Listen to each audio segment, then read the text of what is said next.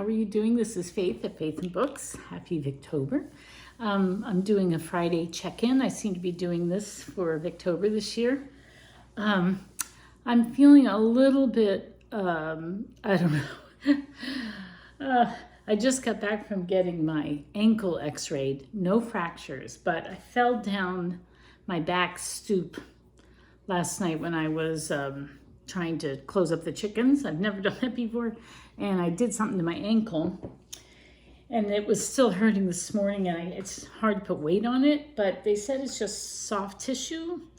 So I'm just supposed to keep my foot elevated and use that. They gave me a little boot. And just try to stay off of it as much as possible. And if I still can't really walk on it, if I can't bear weight, then go back in a week.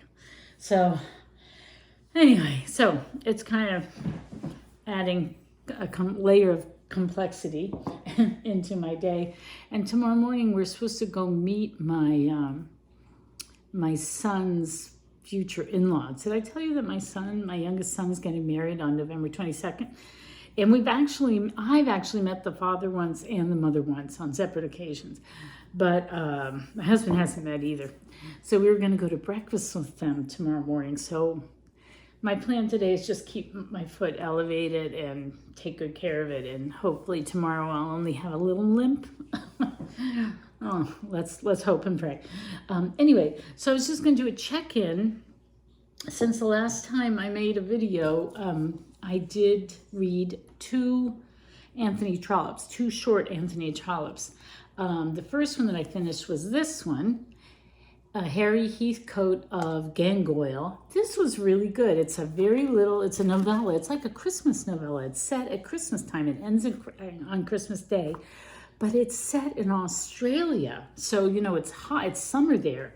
And there's this fear of fire. It's set with, in these vast sheep farms. And it says, born out of Trollope's visit to his son's Australian sheep station in 1871. Well, this takes place on a sheep station. It reminded me of a Western. It was good fun. And I think of even though it was set in Australia, they have that same sort of cowboy. Everybody's riding horses. They're worried about outlaws and that sort of thing. I also think out of all the prompts that we have for Victober this year, this one is the closest to the one by Catherine at Taking Tea with Catherine. She said, forget the wording, something like there's some kind of connection with Austin. And even though this is set in Australia and it reminds me of cowboys, there were two sisters.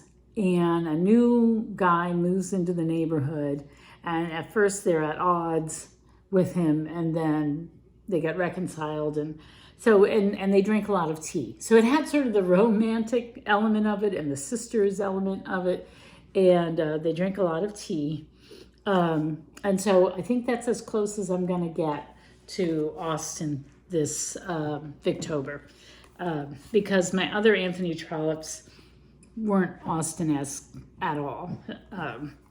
So anyway, the one thing I really wondered about this was he was always saying that they were eating cold meat for their meals. How do you do that if it's 110 degrees out? How do you keep, in 1871, how did you keep your meat cold? Like, just seems crazy to me.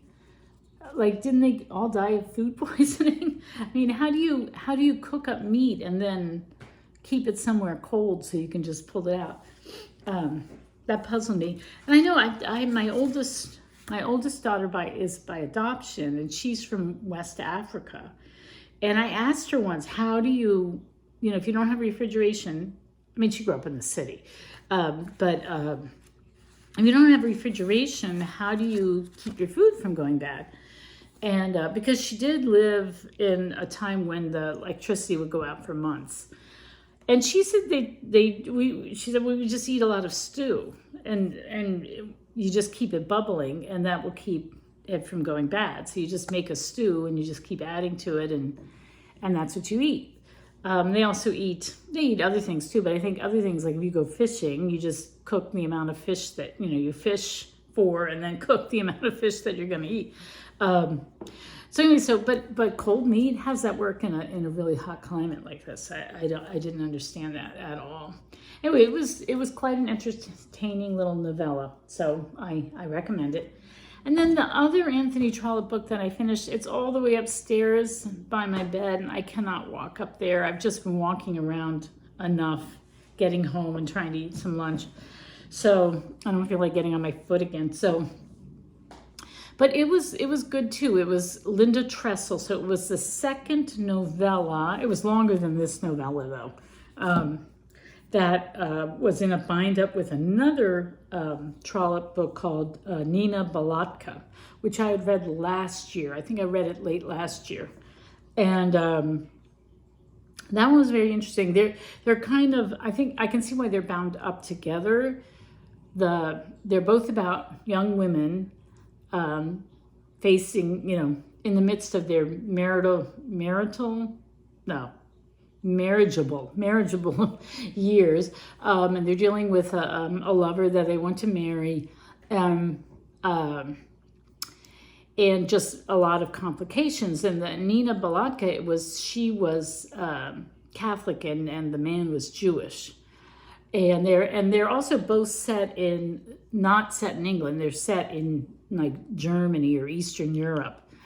And the second one, Linda Tressel, was the same thing, except the conflict came with her aunt who had raised her, who was, Trollope gets it messed up because he calls her Anabaptist and he makes references to Anabaptism, but then he also says it's Calvinist, but Anabaptists are not Calvinists. In fact, and I know this because I just read the history of the Protestants, and I've just been reading an Anabaptist author, Eberhard Arnold, and so they are not, the Calvinists actually persecuted the Anabaptists.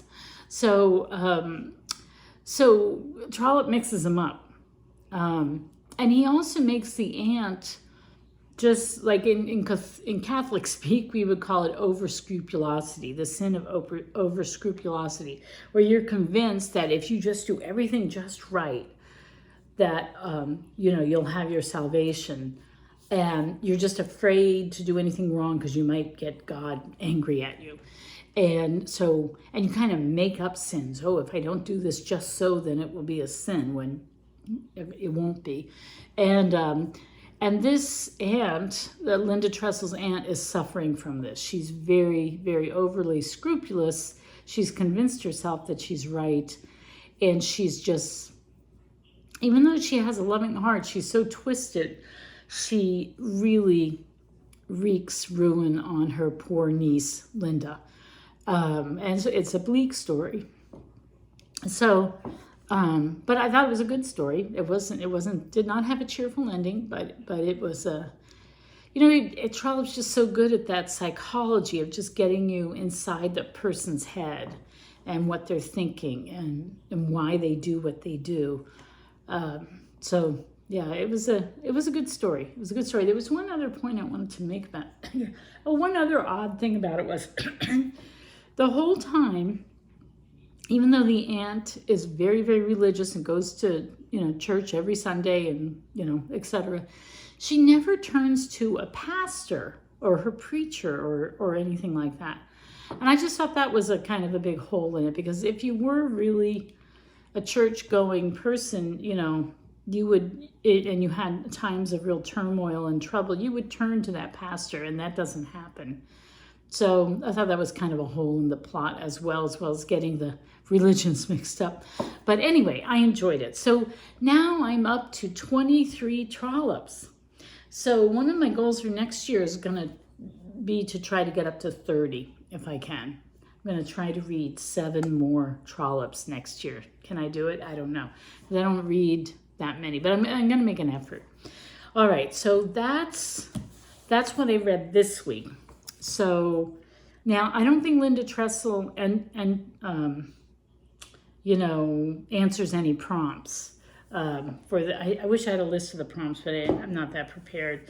So, but going back over the prompts, our mutual friend, this does the friendship depicts friendship between Lizzie Hexam and Jenny Wren, as well as other people.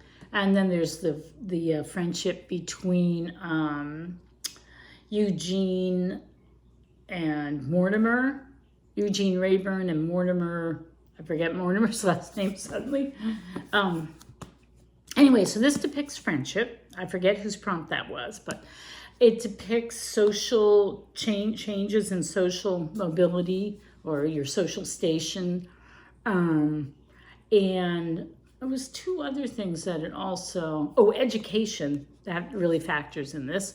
And then I think there's a couple of minor empire spottings, just just a couple of brief references, but I do think there was at least two in here that kind of referred or kind of, empire, the British Empire was kind of the backdrop for whatever the comment was, or I forget now exactly what it was. I just remember that I thought to myself, empire, when I read it. So that's probably a little bit fuzzy. I don't know the McDermott's about Ballycloran. That was the British, taking over Ireland. Is that part of the British Empire? I would assume it is. They've moved beyond their own island and taken over another one. So maybe that's also empire spotting. And then this would be good too. It's Australia, so that's also part of the British Empire. So I think I have the empire spotting. So how many is that so far? It's friendship, the friendship prompt, the social status prompt, the education prompt, and then the empire spotting prompt, and the Jane Austen prompt. So that's pretty good. So I think I only have, I really have to check this, but I think I only have one more prompt. Oh, two more, okay. Yeah, so I'm excited about this for next week because I am buddy reading it, Dr. Jekyll and Mr. Hyde, with Anne of A Sense of Wonder.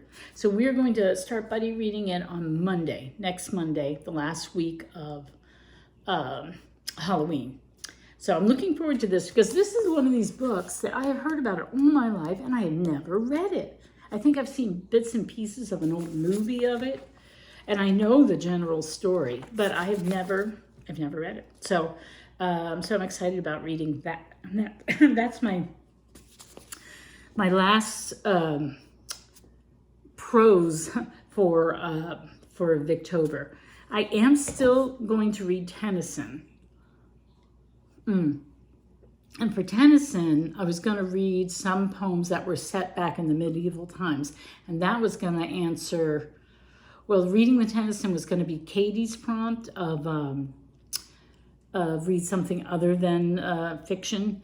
And it also would answer the prompt to read something that's set, something that's written in the Victorian period, but set in an earlier period.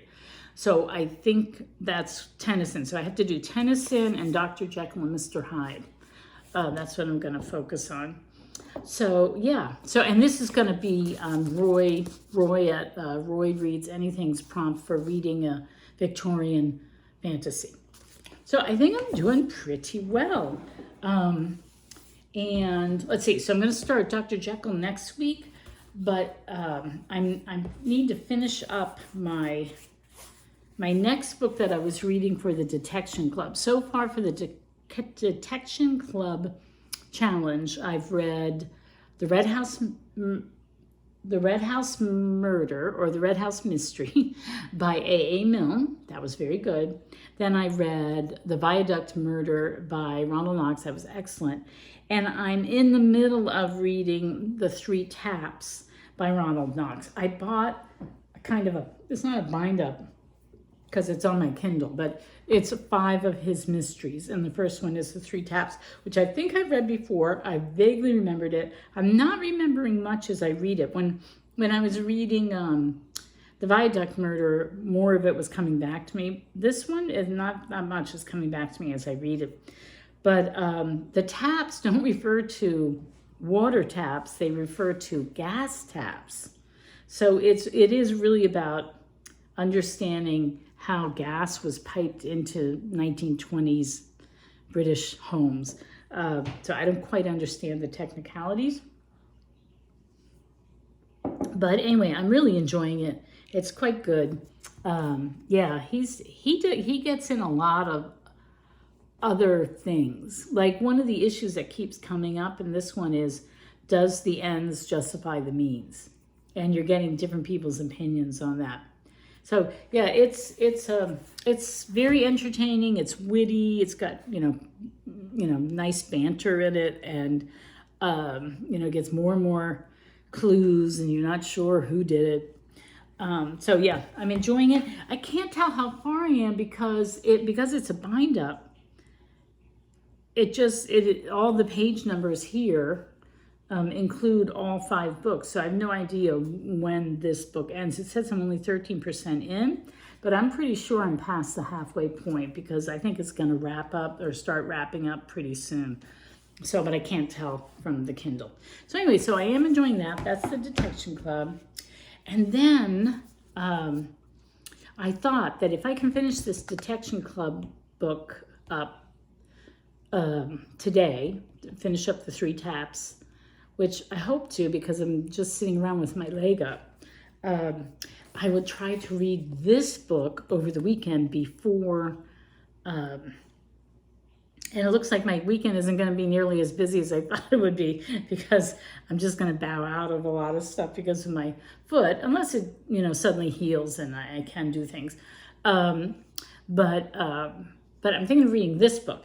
Now, this book would not fit in with the Detection Club because this author, Mrs. Bellick Lowndes, I don't know how you say her name, Lowndes, she was not in the Detection Club, but she did write mysteries at the same time that Agatha Christie was. And what's really interesting was that first of all, she published like 40 books. She was a popular writer in her time. But she came up with a character, a French detective named Hercule Poirot or something like that, at the same time that Agatha Christie came up with Hercule Poirot, right? So what? And I wonder if there wasn't some friction there because apparently they both wrote books called The Labor of Hercules or The Labor of Hercule or something. Which caused a lot of confusion, apparently.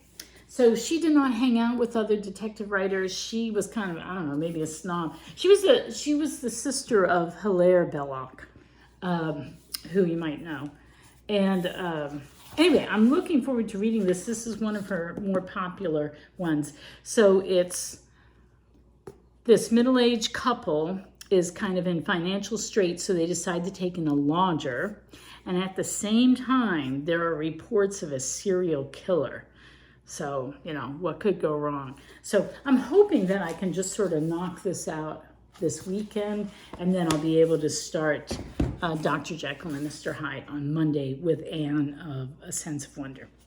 So yeah, so that's what's going on. I also didn't get my Isaiah read this morning, so I'm going to work on that this afternoon as well. I think that's about it. So I've talked for 18 minutes, so I better stop. And I'll fill you in on the Halloween party next week, okay? All right. Okay, talk to you later. Happy Victober. Happy reading. Bye-bye.